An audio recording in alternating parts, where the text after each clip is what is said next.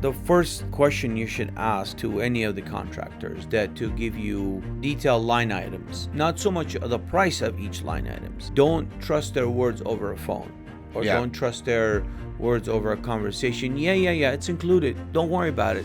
You hear a lot of that. No, don't worry about it. It's included. Don't take their words. Have it in a contract. When you're talking to contractors, I think looking at jobs they've done is really important, and look at the finishes and ask the questions of, are these the finishes you put in my build? Then you may want to have them actually name those finishes in their bid so that they don't give you something else, take some photos of it and use that as reference, right? If you're gonna get a Delta faucet, you got to make sure you got a Delta faucet on your shower.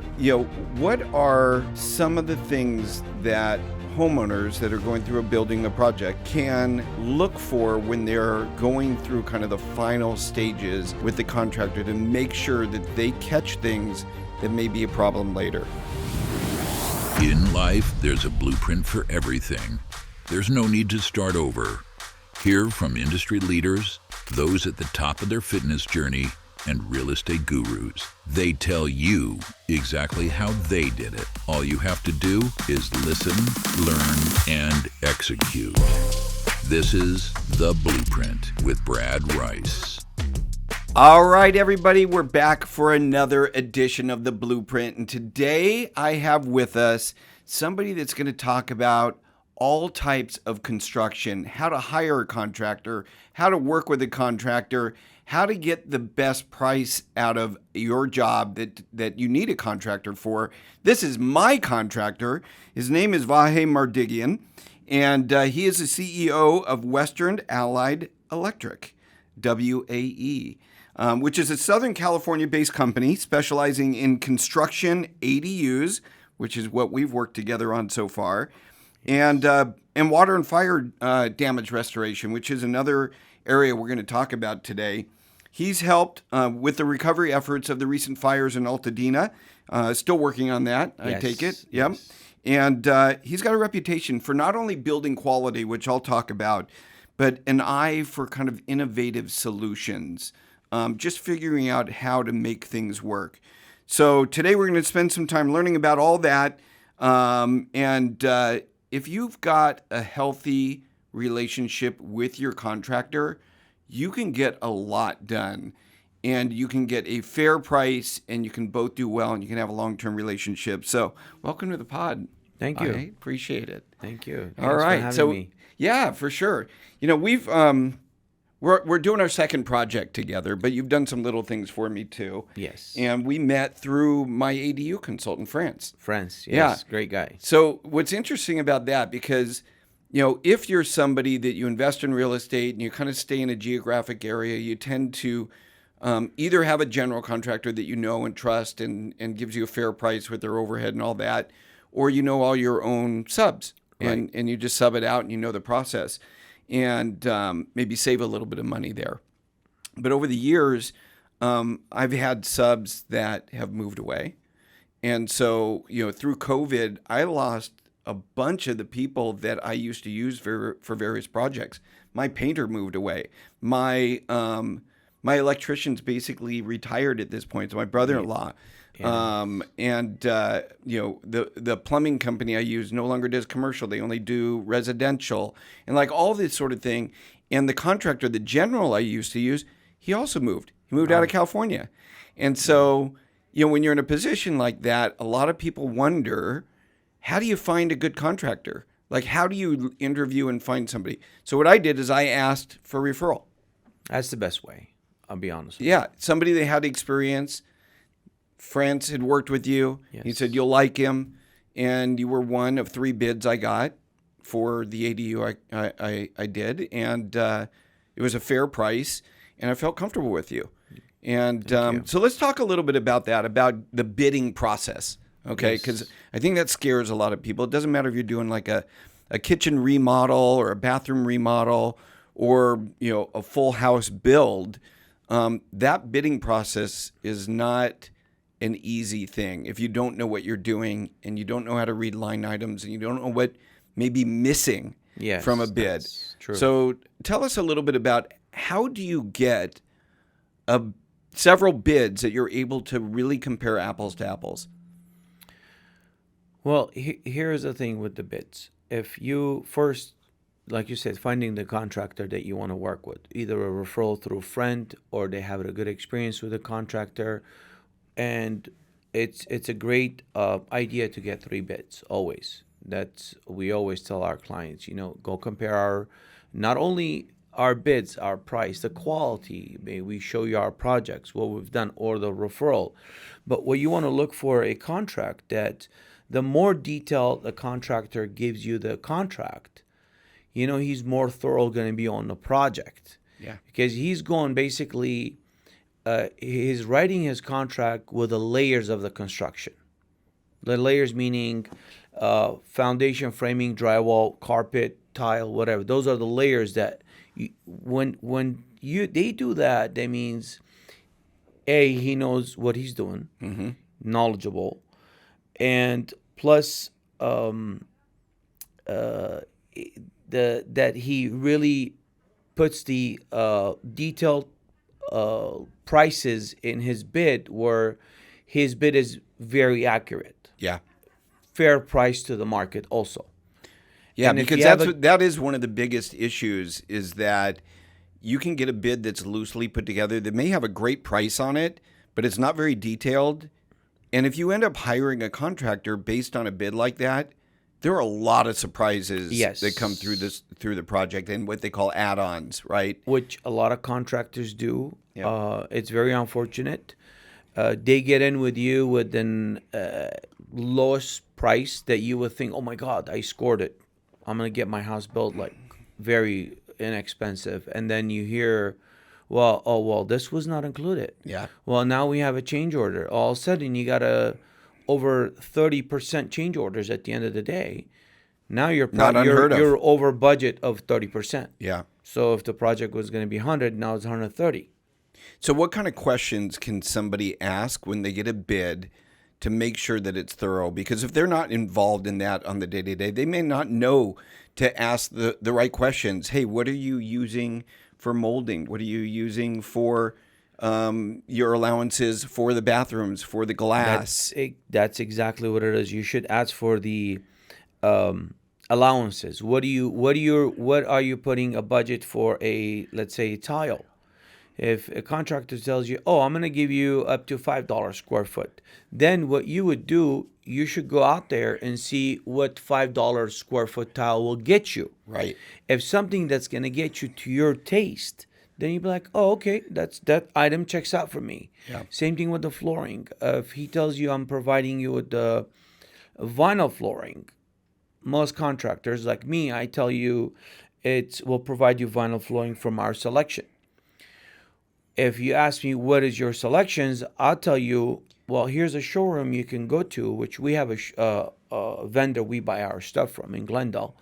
We'll send you there, and then they will show you what our selections are, which is or in my case, I didn't want to go drive to Glendale. You just brought me them. You I want to see what you're talking about. Yes, or you had let's say you had a sample in mind, and if that sample, let's say it's from another store, if that meets our price point, then we'll tell you, you know what, Brad? Yeah, we can use that for you. Right. That's how you should do it. And if you go line by line item, you shouldn't worry about too much about framing, foundation, because those are the rough phase of the work. Electrical, plumbing. If you're not going too high end of a home, electrical, plumbing, and HVAC. The contractor has to comply with the city code, the Title 24 nowadays, and they're going to give you all the pretty much basic necessities to pass inspection on their end. Right. But there's still a variety of different choices there, and how efficient, you got to be somewhat efficient to pass the Title 24, but it might be worth it to be a little bit more efficient. Yes. And that type of thing. So, if somebody gets a bid and they don't know whether or not it's thorough, what can they use as a template to understand that? You can compare three bids, but maybe all three bids are kind of the same, loosely put together. and maybe missing things or missing allowances, or the broad strokes are there. How can you really be sure? What kind of questions can you ask to make sure there's not surprises later? It's the first question you should ask to any of the contractors that to give you a detailed line items, not so much the price of each line items. If they can't provide you, don't trust their words over a phone, or Yeah. don't trust their words over a conversation. Yeah, it's included. Don't worry about it. You hear a lot of that. No, Yeah. no, don't worry about it. It's included. Don't take their words. Have it in a contract. And you can, at the end of the day, you can ask a million questions. If they don't put anything in detailed contract, there's a lot of loose ends Yeah. on a contractor's end. They can come back and say, well, this was not in there. This was That's not in right. there. So, yes, you can ask them. Or if you don't feel comfortable with any of the bids, I would move on to another contractor. Get 3 more. Start getting 3 more until, especially if you are not experienced in building. Yeah. Like, you have experience. But if it's a homeowner, they have a home, they're trying to build an ADU in the back, and the guy's a doctor, or he's an engineer, he doesn't know anything about construction, Right.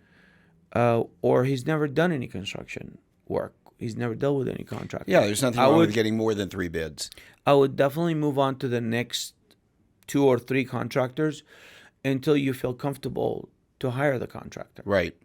Look, believe me, I've had my fair share of, bad contractors who do come back and they say, no, that wasn't included, and, this is going to be more, or their allowances aren't enough, or if you're an absentee builder and you're not there every day and you're not looking at it and something gets installed that's not really a quality product, you've paid for something you're going to have to replace later. Yes. And so, one of the great things that we did is, first of all, you had a great bid and it was very detailed.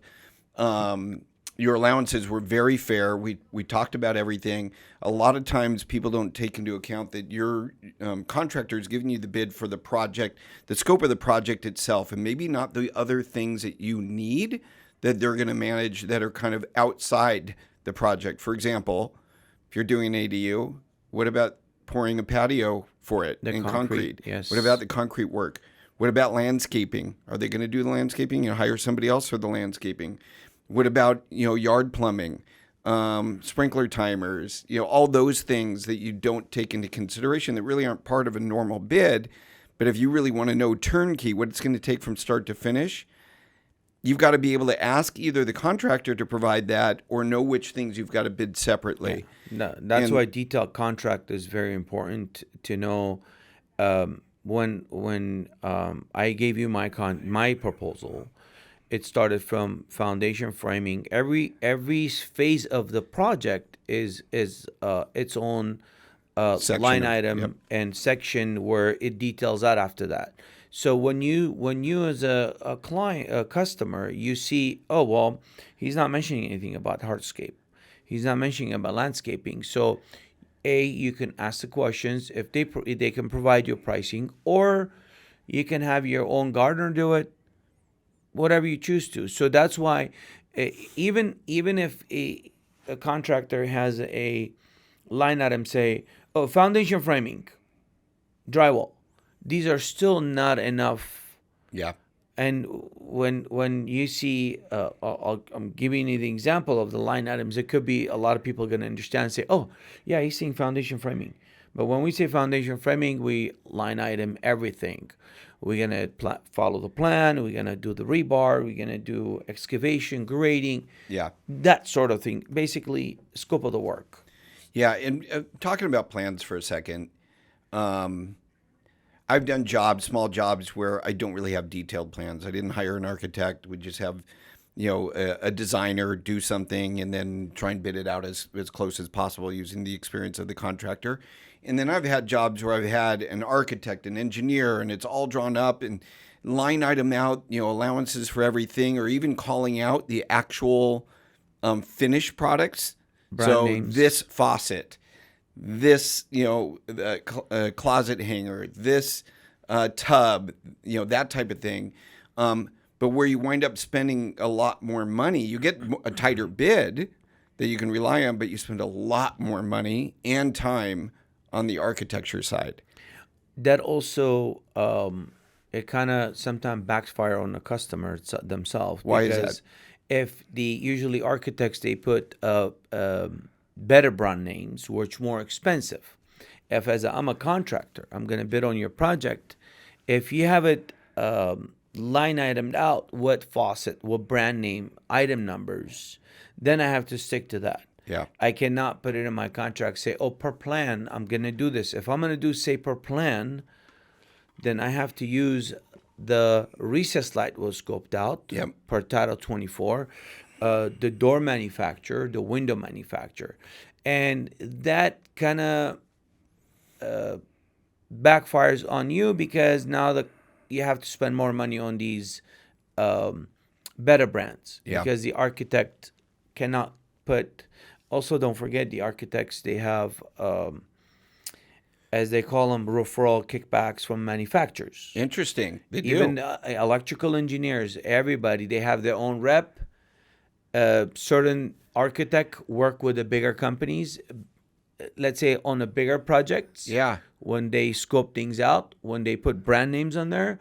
That's why when I started as an electrical contractor, every time I submitted a plan to my electrical supplier, he always asked me job address and who's the architect.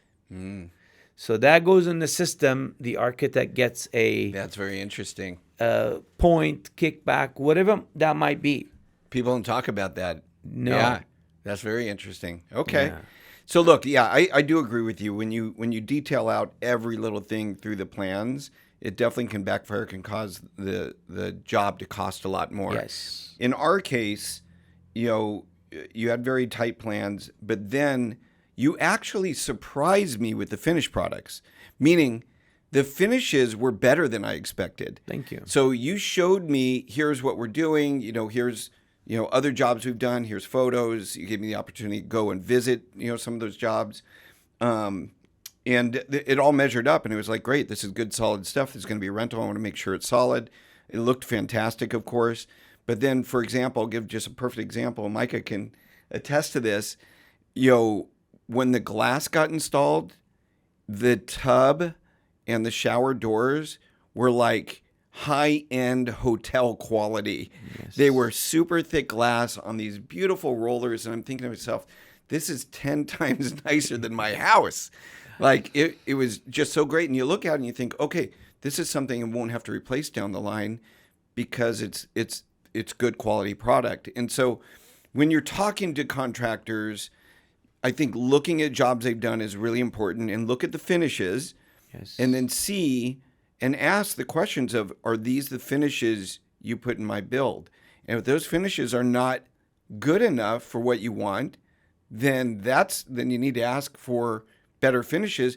But if they are, then you may want to have them actually name those finishes in their bid so that they don't give you something else, take some photos of it and Yes. use that as reference, right? That's true. Yeah. That's true. You want to make sure whatever they're bidding for, that's what you're going to get. If you're going to get a Delta faucet, you got to make sure you got a Delta faucet Right. on your shower. And it's very important to give a quality product. Like, for example, the way I am, I can get you, let's say, $100 cheaper faucet than Delta, or maybe a couple $100 cheaper. But when you're looking on a bigger project, I just don't understand why a lot of contractors, they cut corners on finishing products. They go on a cheaper end because at the end of the day, you don't want to go back in 6 months and say, well, you got to replace this because it failed. And that's going to cost me more. I have to, if it's a shower valve, I have to open up the tile. And that's going to cost me more than that $200 that I saved on that faucet. That's right. That's how I look at it. And you mentioned the shower door. I like to do certain finishes, certain part of the finishes. I like to use a little bit better quality. I spend a little bit more money because at the end of the day, that's what's going to dress it up. That's what's going to make it look good. Yeah. And frankly, from a point of view of an owner builder like myself that's going to rent a property out, that may have got me $100 more a month for rent. Yes. Because when they're comparing that to something else, it's got these cheapy, shower doors, or, because renters still want to live somewhere nice. Oh, yeah. Or, maybe it doesn't have glass and it's got, the curtains or whatever. And, it makes a big difference. You did built-ins in the closet. You actually didn't detail that on the bid. You No. did drawers and We did, it was all nicely done. I was like, wow. Yes. That's what you would want if you moved in here. And so Yeah, because I didn't, like I said, when I want to give you, first you want to keep the customer happy by finishing the product at a standard level where they're happy. Yeah. That gets you to a referral. You want to either you do a referral-based clientele, or you want to do hit and run and finish the job and make your money and go move on to the next one. Yeah. My model in this past 20 plus years, it's been all referral. I haven't spent $1 on advertising. Yeah. And we've done amazing. We've done commercial projects. I think I told you I did the shipping container project for the low-income housing.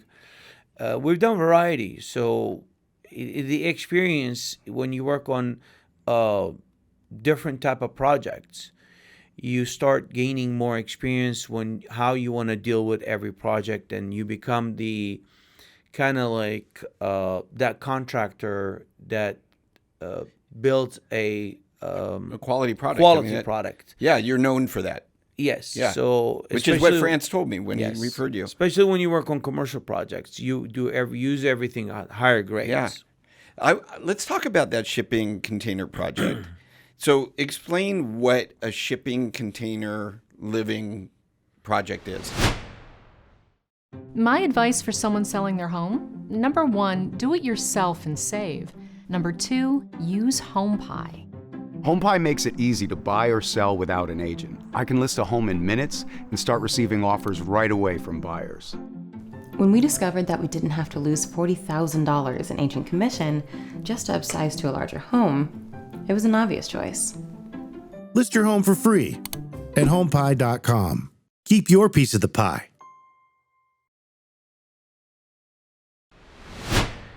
Well, basically, there's these companies that right before COVID, they came out with, they were taking a shipping container, the 20-footers. They were converting them into every 2 shipping container into 1 unit. So these are the big metal containers that you see on the back Cargo. of trucks, loaded on. They load them on the ships. Yes. So it's they call them sea containers, right? Yeah, the sea containers, shipping containers. Okay. So they would take the 20-footers, they would open it up and reinforce the structure, and then one container would be basically the living room and the entry door and all that, and then the other container would be all your kitchenette and a bathroom. It's all plumbed ready, inside drywalled ready, finishes, everything ready, and then you built the foundation. And you just basically, the day of your delivery, let's say they're going to say, okay, we're going to deliver the first story, which it was 5 unit, that's 10 containers. So we got them early morning, we craned them in, we put them on the foundation. My welders were on site, structure welders. Everything got welded to the foundation. So every week we put 1 story. So let me understand. Let me unpack this for a second. So you know where the plumbing is, what it, where it should attach. That's be pre-built in this unit. You know where the bedrooms are, etc. And so for the electrical stub ups, the plumbing, the water coming in, the drains, that's all pre-done according to plan on the foundation. So you do the foundation, Yes. and then you crane these in and you drop it on The raised foundation. the foundation to fit exactly where the plumbing and stuff attaches. Yes. Very interesting. We went, here's the thing. I was with the company the developers that were my good friends. There were a few partners. So I was involved with them from day one. That's what you should do sometimes. You want to get your contractor involved with the architect from day one to do the plans. So when they were doing the plans, I was in the meeting with them and the shipping container company that they were manufacturing the units. Yeah. So I was with them every meeting in their manufacturing facility with their engineers. We went through every detail. What was our responsibility? What came with their unit? Part of the electrical and plumbing. Yeah. So that's another topic I want to say that's very important to, if you can get your contractor involved with your architect from day one.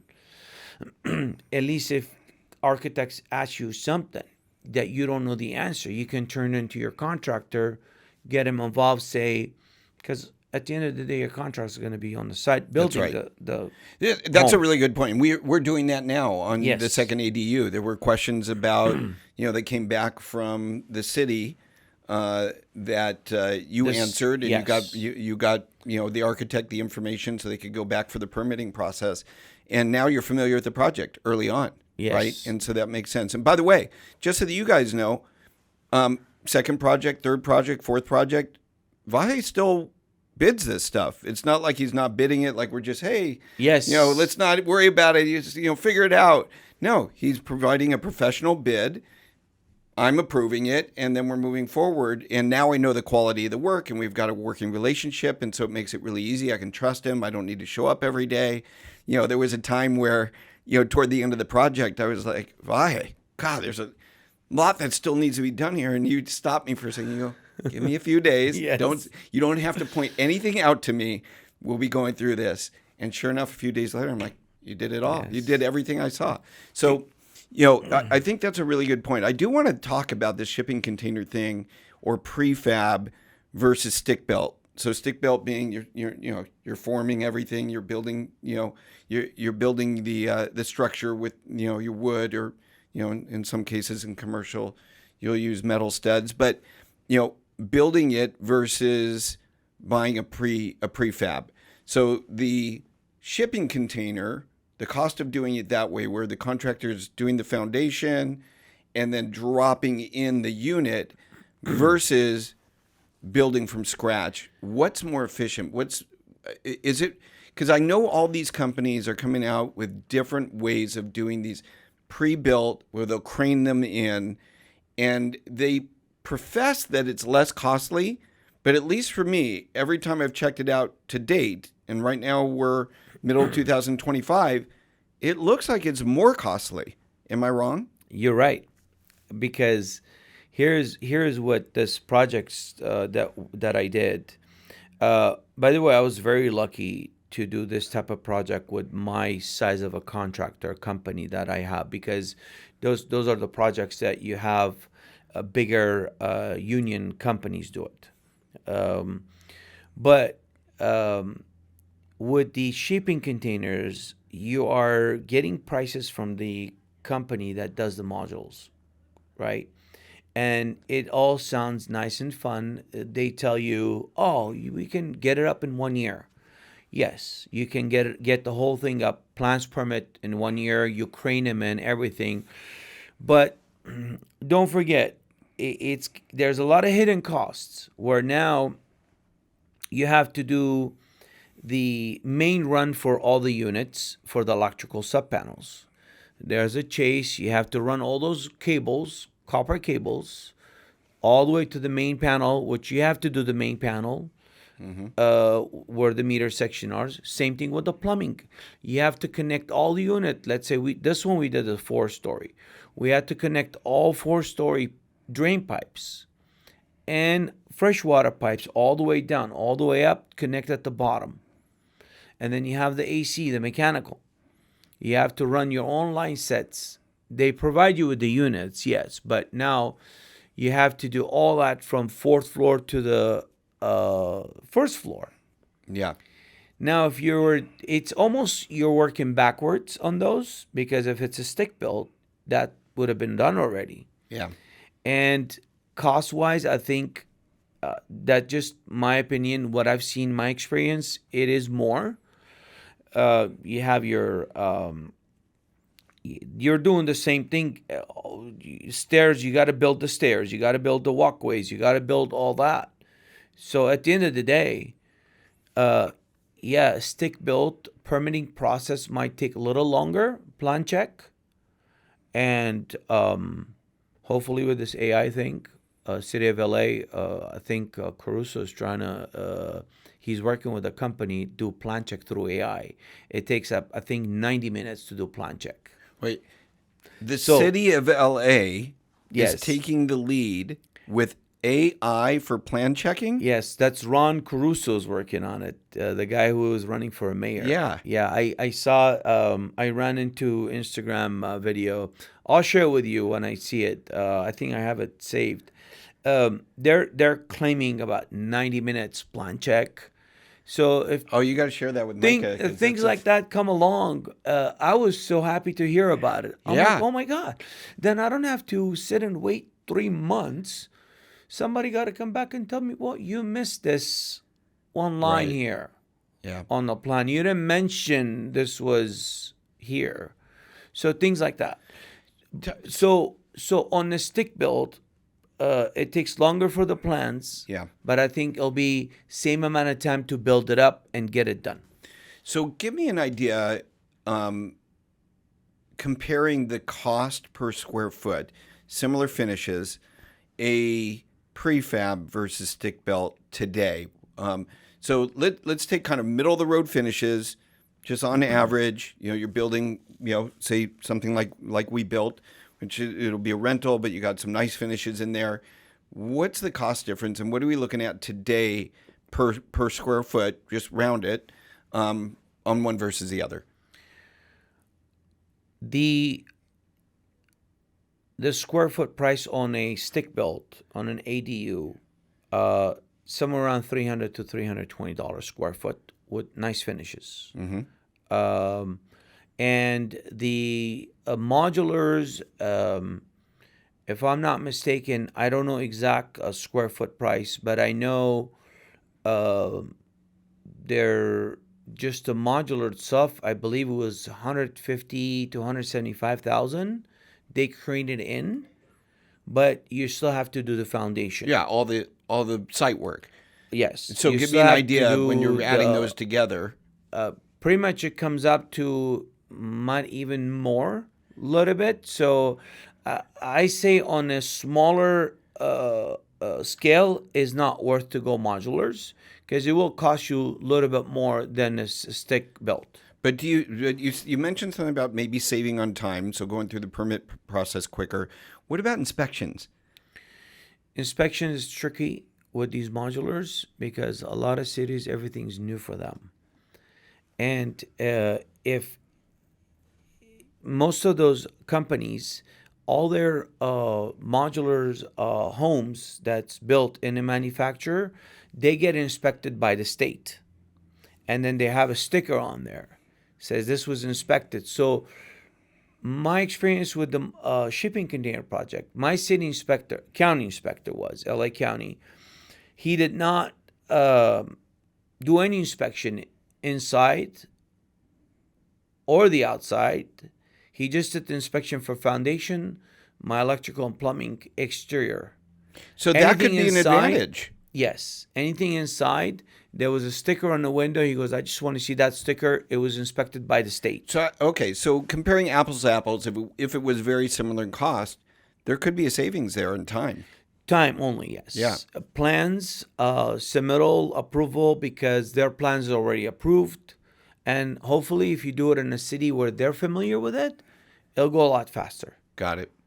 All right. I want to hear from you. What was your absolute worst inspection nightmare you've ever had in your career? Worst inspection nightmare. As far as inspector, because I just had an experience. Inspector, yesterday. what they said? Yeah, tell us. I just had an experience with the inspector. It was not it was a fire inspection. a fire inspection from a fire department, not from the city. Not gonna name the city. So we're doing a repair work on a underground fire sprinkler pipe, which is like a 6-inch. It busted, and so we had to do what they call a truss block, where the corner of the that 6-inch pipe meets with the high pressure. You put a truss block with the concrete behind it, so from a pressure doesn't get pushed out. So the fire chief, the fire inspector comes. He looks at me. He's like, sometimes you feel the inspector walk in with a certain demeanor and their personality that's like, it's not, you just don't feel right. Yeah. Well, that was one of the days. And he walked up. He's like, right away, just without saying anything, he's like, oh, where's your setup plans? I'm like, I had it in a small printout, an 8x4 sheet with a digital stamp plan from the city. I know you're supposed to have a larger one, but this guy was, where's your stamp plan? I'm like, here's a stamp plan. He's like, well, no, he's pointing it with a gesture of his hand. He's like, I need a stamp plan. I said, what do you mean? You want a wet stamp? Because there's no wet stamp nowadays. Everything's digital. Anyways, he goes, do you want me to make this difficult on you? Right away. He's like, I can call my chief and make this difficult on you. I said, why you got to retaliate? So anyways, he goes back to the car. He comes back. So he asked me again, same thing. He's like, where's your plan? I said, it's by the way, it's 1-page plan, literally. I said, here's the plan, stamped digitally. Yeah. He turns around and tells me, he's like, why you got to act dumb? I said, what? I flew off handle. I almost kicked him out of the project. Wow. That was just yesterday. I was just like, oh my God. Why does it seem like inspectors have these power complexes? For the most part, it is rare.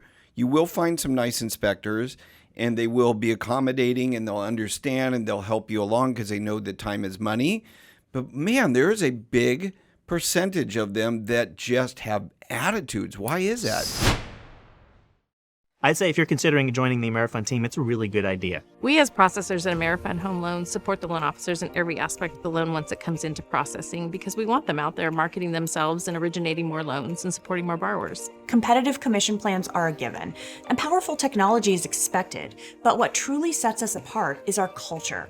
We've built a solid support system for our loan officers. If you're interested in joining the AmeriFund team, go to amerifund.com/careers. Some are I've run into some inspectors. They used to be contractors. They failed, and now because they're inspectors and they don't have that the freedom, the luxury, and all that, now they're hating on contractors. Or they were a contractor. They got tired of being bullied by some inspectors, and now they want to return the favor. That's what I'm thinking. Like, why would you? I've run into other inspectors what I've had issue, and I've told them. I said, look, we work together. Yeah. Let's not work against each other because you want to get your inspections done. I want to get my project going, and we do everything by the book. That's why sometimes I stand up to them. Right. I don't care because I'm not doing anything wrong. I'm not trying to. And we've had to do that. You and I have, and I think any contractor can attest to this, where you know that you've done it correctly, but Yes. they're still trying to impose some guideline on you that isn't even appropriate, just to puff their chest, just to make it difficult for you. And so you got to go above them. You got to go to supervisors, and sometimes you got to go to elected officials Yes. to jump in and go, what is going on here? And 9 times out of 10, you don't want that same inspector back on your project because they're going to continue to have an attitude. Then you got to ask for somebody else and get Yes. somebody else in Just there, and it's all a delay. It's like we had the issue with the property line on your ADU. Right. That was just, first inspector came. He was cool about it. He said, oh, yeah, it's a block wall. even look like. It was there from the developers That's from right. day one.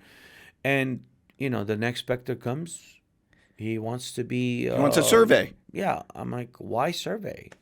By the way, the house was like almost all the way built, and he wanted a survey. It wasn't like we're going to take the house and move it over, which was unnecessary anyway, because this was all approved and it was all, it was the original lot lines that were there. He was just being a pain in the ass. Yeah. And so, I was just curious what your take was on that, because it happens way too often, and there's way too many of them that they're disgruntled.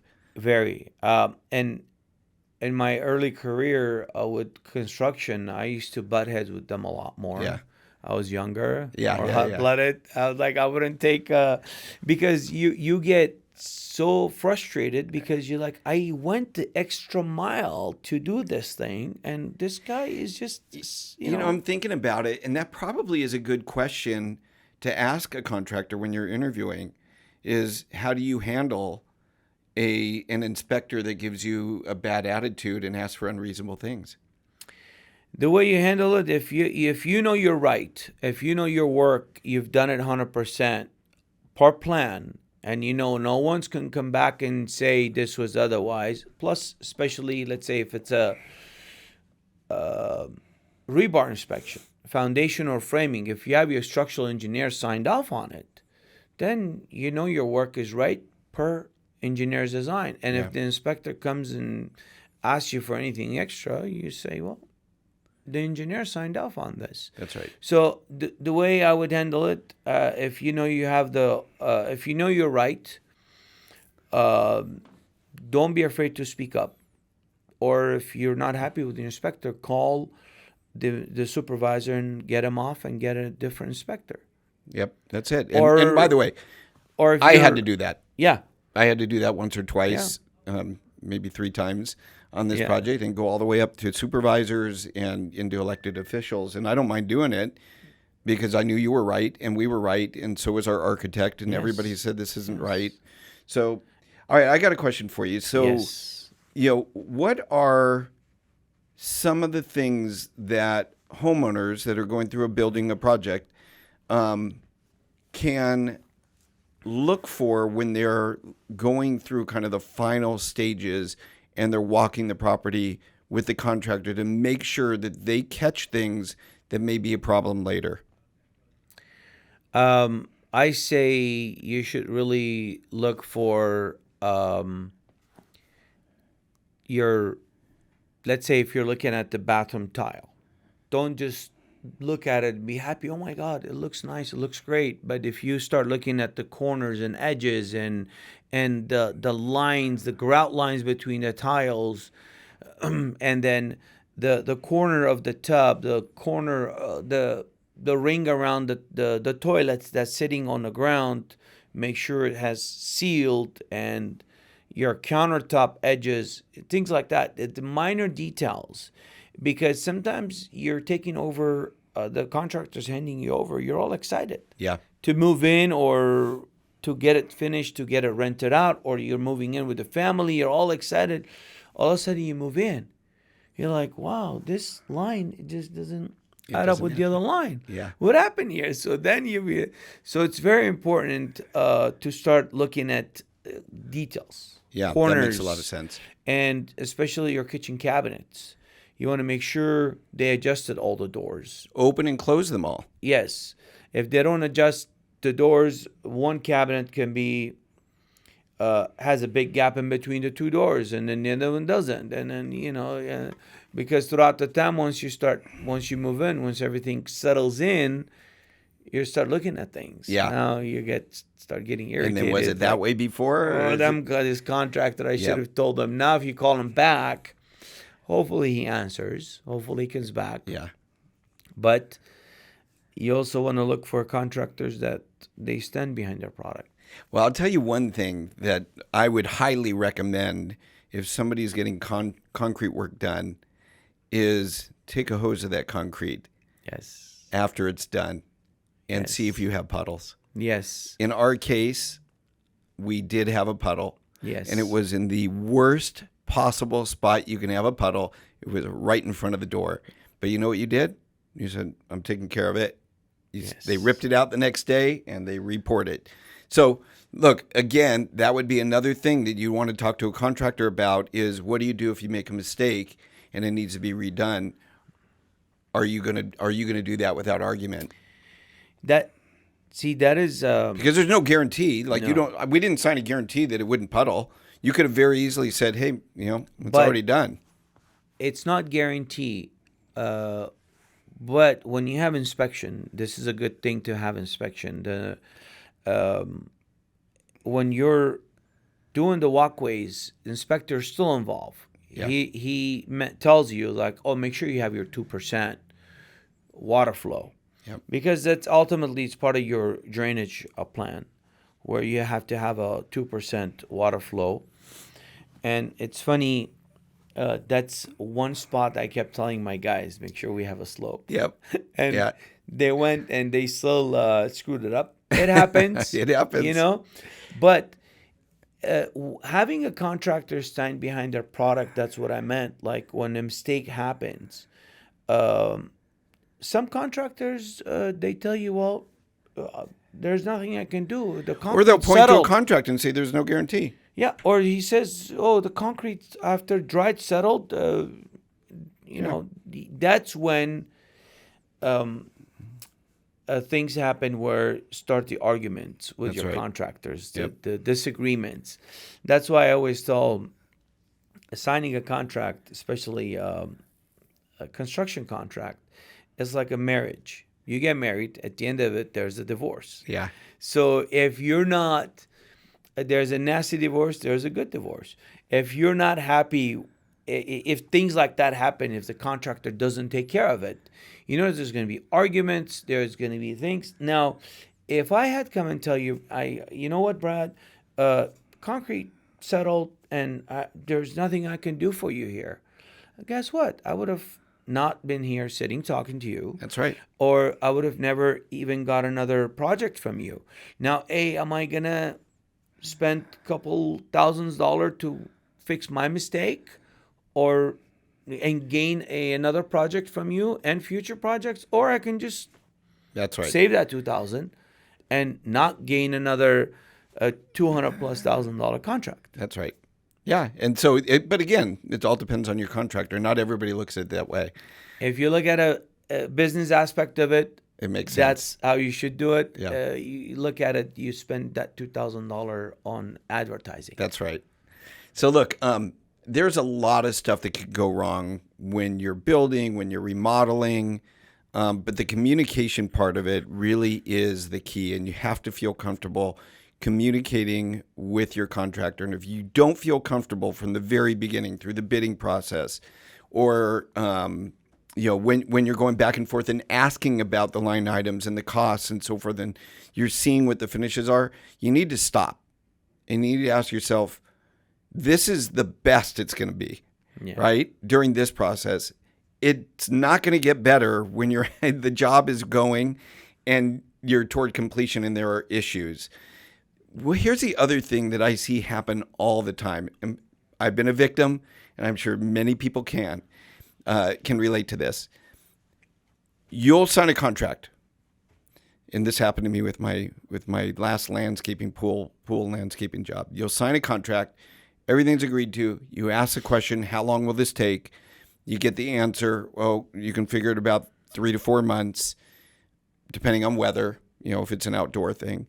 But then the 3 to 4 months goes by and the project has barely moved, and you're lucky if you see one guy in your yard with a rake for like a week straight, and some days they don't even show up, and the contractors on other jobs.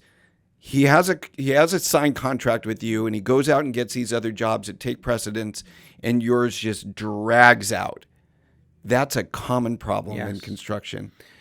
That is a lot of times contractors, they have their own employees, their own crew in-house, which that could be a problem. Mm-hmm. Because if their crew is busy on one project, they can't get to the other one. And that's what that issue comes in. So you're saying that that issue is primarily caused by these contractors that have all their own crews. And so where that might be perceived as being a benefit, it's actually a detriment. Yes. Interesting. It's not. I've had it both ways. I used to have employees. I used to have in-house. Now, when I did electrical in the beginning of my career, when I was an electrical contractor, now I had, when you have a lot of projects, how many employees you're gonna hire? How many people you're gonna keep up with? So that's where my experience came in, where sometimes I used to tell the client, I'm like, look, we're tied up busy. You got to hold off until I have the time I can schedule you in. But again, the other side of it, there's contractors where they don't respect schedule. And where that you should notice and start noticing is where you ask the contractor for a bid. It takes him, let's say, a fair amount of time to prepare a bid. And then after that, let's say there's a revision. A contractor would sit on it for 3 weeks, 4 weeks. Yeah. You don't hear anything back from him. You got to follow up. If you're going to follow up with your contractors for a revision on a bid before you even start the project, that's a red flag for me. I'm as a contractor, if that happens to me with my subs, that's a red flag on my sub. That's I'm like, really good why advice. do I got to follow up with you where I'm giving you work? So Yeah. imagine you as a client, if you have to run after your contractor to give you a price, that means he's going to drag on your project. That's really good advice. And I agree with you. Yeah. And I've experienced that. So I think you're absolutely right. So if you want to know your contractor, if he's prompt on everything, like I get emails, it gets answered within like 10 minutes. Yeah. If it doesn't get answered within 10 minutes, you might have got a text or a call from me that I'm working on it, or I need more clarification before I give you the full answer what it is. Yeah, that's another really good point. And you are really good at that. And so are your guys, by the way. Your Yes, foreman is thank good you. at that too. So if there's a call or a text or an email, the response is very timely. Yes. And then you get that in return. When you ask for a check, you get a check right away. And so, it goes Yes. two ways. If you've got, I'm going to change gears for just a minute, because in California we've got these guidelines where if you're doing some building, you got to have solar, right? Yes. At least a minimum amount of solar. And now you're seeing solar a lot. Like when you're doing projects, you're seeing solar all the time. Or if you're buying, let's say we're buying a house and we're going to do, a flip, or we're going to totally remodel it. It's it's in bad shape, has solar on it, but it needs roof, right? How do you manage that, and what's the cost to removing that solar, fixing the roof, and putting it back on? Well, you got to get a solar company to remove the solar panels. Not completely. You leave all the tracks, you leave everything, just the panels comes off. And it's not super expensive. I say there's people can charge you somewhere around, I don't know, maybe 2,000 to 3,000. Take it off, put it back. Depending on the size Depending on how many panels you have. of the array, and whether it's a 1-story, 2-story, does that matter? Yeah, it matters on a 2-story higher, and it's a liability issue that they count. Okay. But most solar guys they charge per panel. So okay. And so like how much per panel for something like that, where you have to re-roof and you got to remove the existing solar and then put it back on? What do you estimate for cost per panel? Are you a tech investor looking to shape the future of real estate? HomePie is the #1 for sale by owner marketplace, and we are revolutionizing the way homes are bought and sold. I'd love to hear from you. Just email invest@homepie.com and let's chat. Now back to the show. I think somewhere around, don't quote me on it 100%, but somewhere around, like I say, maybe $50 Okay. a panel. And if the more you have, the cheaper it gets. Okay. Just like cleaning solar panels. the more you have, the cheaper Sure. the less they Economy charge of you. scales. Yeah. So yeah, but the good thing is they don't have to remove all the tracks and everything else. They just remove the panels And then reinstall those so that you can fix yeah. the roof under it. What about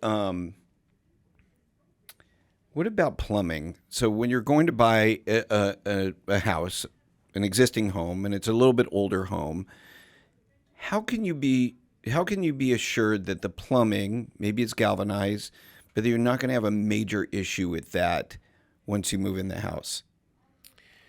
That's very, especially if it's galvanized, it's very tricky.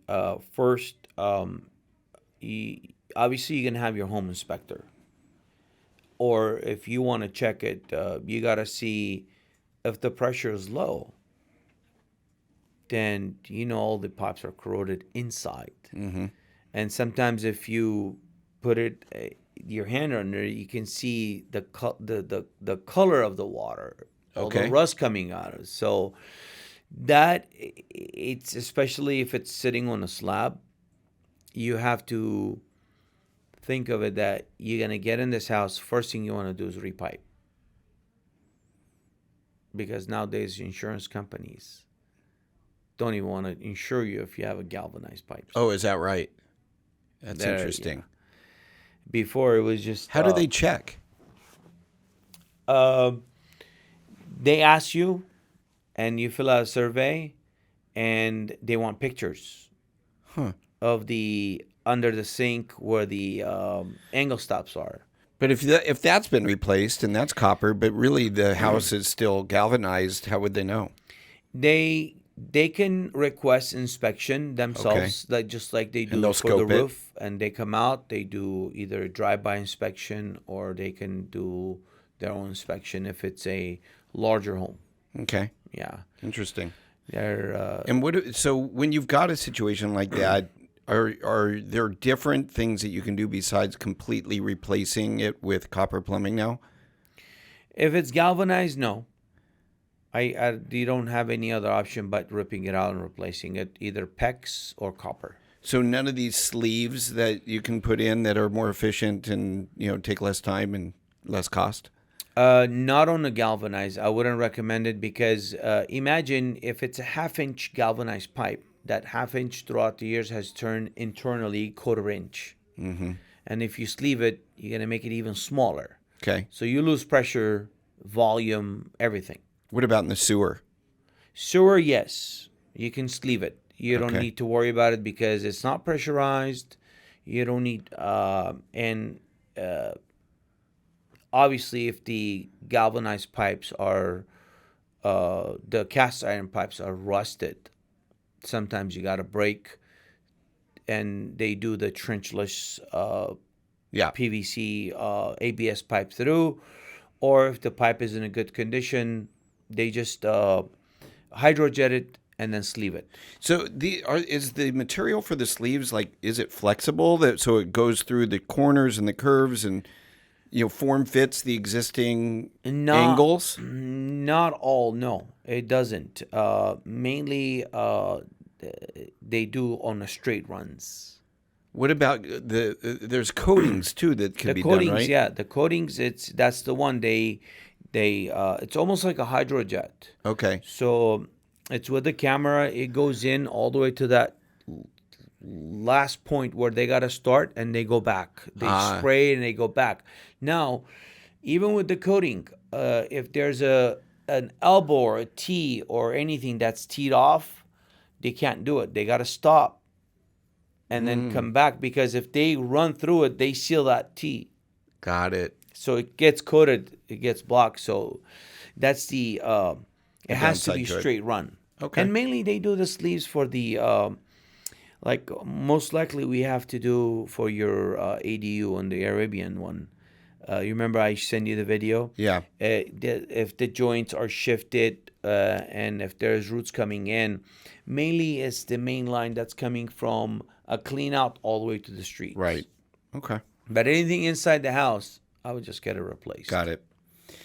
And so you're also doing the restoration stuff. You're working on the Altadena fire, And so, it's a big job. We had that and Malibu at the same time. Lucky Simi Valley, our dump, has been the recipient of a lot of material. There's been some talk about it initially being toxic and, not being equipped for that. But, we'll put that aside for another day. Talk to me about how that works with a full, fire. Are you doing full rebuilds out there? Or are you cleaning up the properties themselves and sanitizing them? What's going on?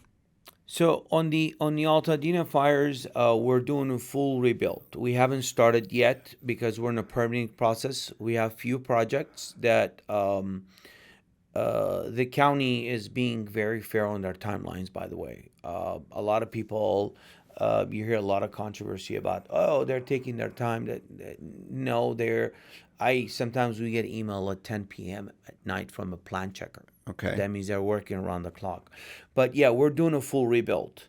And then the cleanup on these mass fires like these, it's a lot of people, they were hesitant to have the Army Corps of Engineer do it for them because, they were charging you insurance. They were doing this.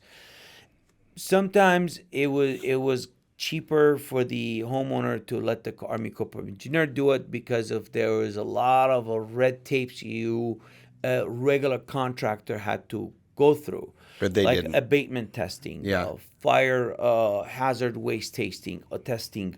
All those testing had to be done. And that was costing you a lot of money, and the insurance had to pay. So Army Corps of Engineer was the best option to go with. And they did the cleanup on these properties that I'm working on. Okay. And they did only where the footprint of the home was. Okay. So we had to clean up the rest of the property, like burnt leaves, all that. 2 of the properties I had to import a lot of dirt because you had to scrape the top. They dig down the foundation, they took it out. So it was about 2 feet deep. Mm-hmm. So we had to import about, I think, 35 super ton trucks. Where do you import that from? I usually call my trucking guys with super 10 trucks, those 10-ton trucks. They usually find dirt. Sometimes they find it for free. Sometimes they pay for it. Most of the time you find them for free because there's a lot of people trying to get rid of the dirt they dug out from another home or another building or one of those high-rise buildings. Does it matter what kind of dirt it is or where it comes from? It does matter. It needs to be a little bit clean dirt with a little bit of sand in it. It cannot be clay dirt. You can't. It's kind of muddy. You can't compact it. It will settle. Got it. Yep. And obviously, you don't just do it on your own as a contractor. You got to have the soil engineer to come and do a pre-inspection and then the compaction testing and soil sample. Yeah, that's right. So when was that, Micah? I don't know if we can look it up there, but when was the fires? They were 7-8 months ago? January, I think. Beginning of the January? year. Yeah, I remember. So it's 7 or 8 months ago. I came back from my vacation January 8, I think 6, 8, somewhere out there. A week later, the fire started. Yeah, that sounds about right. It was after the holidays. Yeah, and so you're saying it's not bad. We're at you're still in permitting, and it's 8 months later. And 8 months. Don't forget the first 2, 3, 4 months. People were trying to figure out, get over the devastation before they found a contractor, before they found and figuring it out with the insurance companies, right? Yes, that was the biggest thing for them. So let's talk about. How many properties are you doing out there right now? Right now, I have 3. 3. So were they all insured? Yes, they're all insured. And so tell us about the insurance companies. Were they fair? Yes, they were fair. And on the total loss, they have no other choice. Whatever your policy limit is, they must give you that. because you're insuring me for X amount of dollar. I'm paying you for that.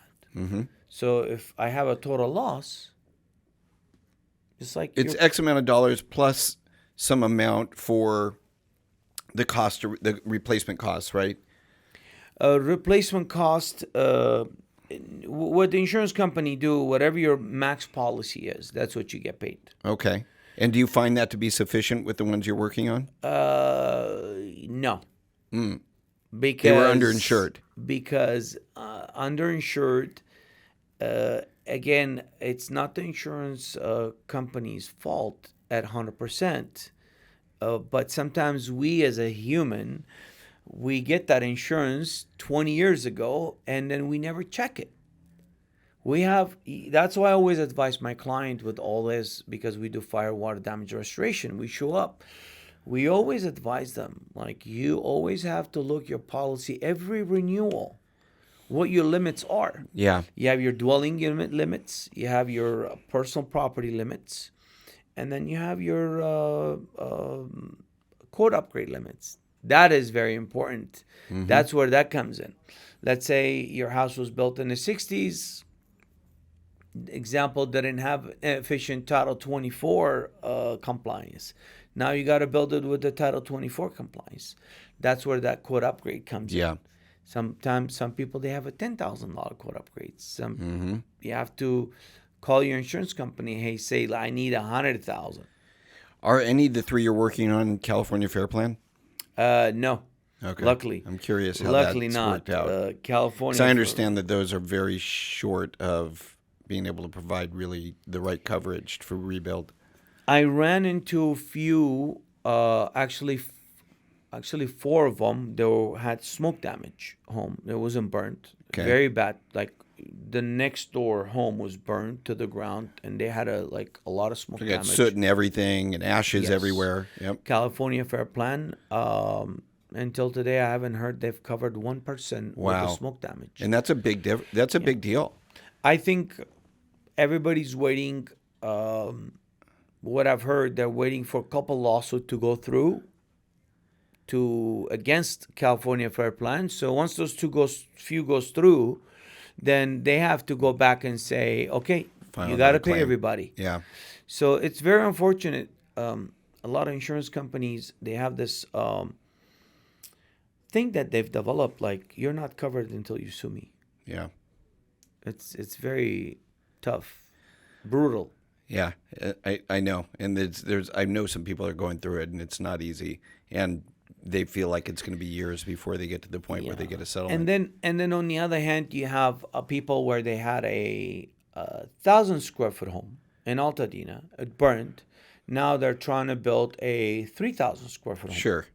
You have to know automatically, and if you don't have the extra money, SBA loans that were providing it at very good rate, very quick approval, and you just gotta pay up for the rest of the square footage that you gotta build. Yeah, Your which may insurance make company it is gonna probably cover makes sense you. to do, especially in Southern California. Yeah. Take advantage of the opportunity to do that. That's very interesting. All right. So we talked about having a nightmare inspector, but what about a customer? Tell us about your biggest nightmare customer. Biggest nightmare. Well, sometimes you run into these clients where no matter what you do, they're not happy. So, can you think of one that would just we ran into this one of the recent projects. There was this client. It was a red flag for me to begin with, but I was going in there trying to help because it came through referral through another architect. So this gentleman had a contractor before me building 1,000 square foot ADU and do another bathroom, 70 square foot bathroom addition on the house. He hires me. Well, first he hires me. Didn't hire me. He got wanted a price for the exterior work. The sidewalk, work because the home didn't have a sidewalk.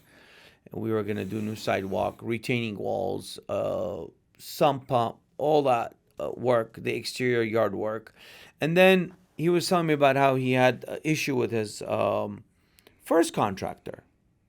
I'm like, okay. I said, that's fine. And then months later, he calls me. He's like, oh, I need help on rebuilding, fixing all these stuff that my previous contractor didn't do. And then I said, okay. So I give him a price. We started the job. He had me demo this brand new built bathroom, 70 square foot, which the only thing was wrong, it was the way the drainage was done. It could have been fixed, but being an existing project, I didn't want to just put my liability on it. And since the customer wanted to demolish everything, so we did it. We start foundation, plumbing, everything was good. We got inspection done. Everything was great. All the issues he had, we got it taken care of. The level of the concrete with the existing house, the way the plumbing was, everything, literally. We framed, we poured concrete. Every step of the way, he was just argumentative. It's like he was just, every time there was no meeting on the job site, there was an argument. I'm like, wait a minute, are we like arguing here or we're discussing things? So every time he had a question about something, the job had to stop. I'm like, wait a minute, what's Meaning going he on kicked here? your guys off the job at that point. Yeah. He would tell me. Till he talked to you. Yeah, he would tell me. I'll give you an example on your ADU. When the vaulted ceiling wasn't there, you called me. You're like, okay. I'm like, yeah, it's gonna get done because we had misunderstanding on our end on the plan, because we're gonna take care of it. Yep. But the job never stopped. Imagine you call me. You know what? Get your guys off of my job. Don't ever come in. There's nothing going on. He's We're his all own enemy. working. Yeah. If any of your guys come in, I'm gonna call the police. Don't destroy evidence. I'm like, wait a minute, are we in a crime scene here? So that type of person. And then, so we pour the concrete. Now, whoever built his house, the front house previously, way before, it was his friend as a contractor. This one wall was crooked to begin with. Okay. So we follow, either I follow this wall or I follow this wall to make my foundation square. So anyways, this side of the wall, we're about 2.5 inches in with a 4-foot span, which is not a big deal. We can fill it up. We can just, it's a patchwork, we extend it out, make it look aesthetically right. Mm-hmm. He kind of didn't like that. He started arguing. It's like when you know somebody's looking for any reason to argue, because from day one when he started that. And then sure enough, one led to another thing, argument, fight, emails back and forth. It sounded like this guy had no other things, nothing to do in his life but sending you those emails. Yeah. And one thing led to another, meeting after meeting, argument after argument. And, at the end, he got on my face at the project site. He almost assaulted me. Wow. And I was just like, okay. I said, listen, what do you want me to do? I said, I can demolish the whole thing and build it back up for you. And I have it in my emails. Like, I offered him 4 times. I said, listen, I stand behind my product. If you don't like it, it's a 70 square foot. Yeah. How bad can it get? I'm like, I'll demo everything. I'll build it back up. He tells me, oh, so you want me to double down on the blackjack 16, on the blackjack table on the hand 16. I'm like, what kind of comparison is that? So one thing led to another. I get him in a meeting with the person who referred us, my architect, in the architect's office. He yells a scream. He makes some comments about me, about look, about this, about that. And, I just didn't say anything. I just left. And I sent him an email again. I said, my offer still stands. I can still continue the job. I can demolish everything, build it back up. He didn't want to, and he kept demanding almost all of the money that he paid me. Yeah. And I said, listen, that's not fair. I sent him a detailed breakdown. This is what we've done. This is what's going to stay. And this is what I would owe you back. And it was almost 50% of what he paid me. Yeah. I'm offering him. He's like, no, I want the whole thing back. Oh, my goodness. So, and then back and forth, I did my own due diligence. And I said, well, this guy fired me off the job. Okay, I didn't give him the 3-day notice of cancellation to sign when I signed my contract. I understand. He can terminate my contract. But the more I dug deep, and this is to all the contractors, what they need to do their due diligence before they go and hire an attorney, waste money. Because the previous guy, when I talked to him after this happened. You talked to the original contractor. Yes. Yeah. Turned out there is a contractor. This guy, the owner that I'm arguing with, owes him $100,000. Yeah. And he's taken him to the lawsuit, and that guy already spent $50,000, the contractor, with attorneys, and his attorneys got him nowhere. Yeah. And then, so I did my due diligence, my research. I found out that there's this a law called SB 800. So SB 800 is a client has to follow certain steps of notices, gives you the chance as a contractor to come back and repair, 16-day, 30-day, give you all the timelines, everything. Now, what I found out, if the client, they don't follow the SB 800 rule, they can lose most of their right in courts to come in after you. Okay. So now this client of mine went and hit up my, because he didn't get nowhere with me. He tried to bully me so he couldn't. Yep. And then he went to hit up my general liability insurance. So I got a call from the adjuster, explained him everything, sent them all the pictures. And then I told the lady, I said, do you know the SB 800 law? He's like, yeah, I'm very well aware of it. I said, he didn't follow one line of it. So I go, that's great. Okay. So that confirms my thing where, like, yes, you know what? I'm glad I did my due diligence, because every contractor, you should do that. Yeah, when you that's get great hit advice for with like a bully. Yeah, because you'll have a lot of that. Basically, in any sales position, you wind up having that, where there'll be somebody, and the red flags are there at the beginning. They complained about somebody else. Had you maybe done a little bit of research and found out that person was actually reasonable and it wasn't the client that was reasonable, perhaps you wouldn't even have taken the job. And I think that what happens on the sales side of things is we always want that next job. And so we kind of ignore some of those red flags, and we work with people we shouldn't be working with. Yeah. And we've all gone through it. I won't get into some that we're dealing with right now too, but very similar. Yeah, this was a little bit different on the sales side, because my architect told me, hey, I got this client, help him out. Sure. And then I was it's a referral. I got the other end of the stick. Yeah. Well, listen, you, Vahe, have done a great job. You've built a great business. You've got a great reputation. Thank you. Geographically, what areas do you cover? I cover most of LA County and obviously Simi Valley, Ventura County. How far north in Ventura County? I think Oxnard. Okay. We've gone to Oxnard, Thousand Oaks. We've done projects in Thousand Oaks. And then we've done project all the way Orange County before. I used to be, for a good 5 years, I was Home Depot's home service provider for electrical. I had 80 stores with them. Orange County, LA County, Ventura County. That's a lot of referrals. Yeah, we did great. We were only the one until they changed the program to, they went this Red Beacon. I don't know if you've heard of that. Now it's pro referral.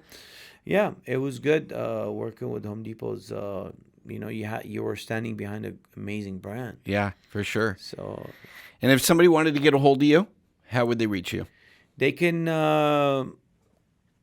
call us or email us, or we have our Instagram page, WA Construction Inc.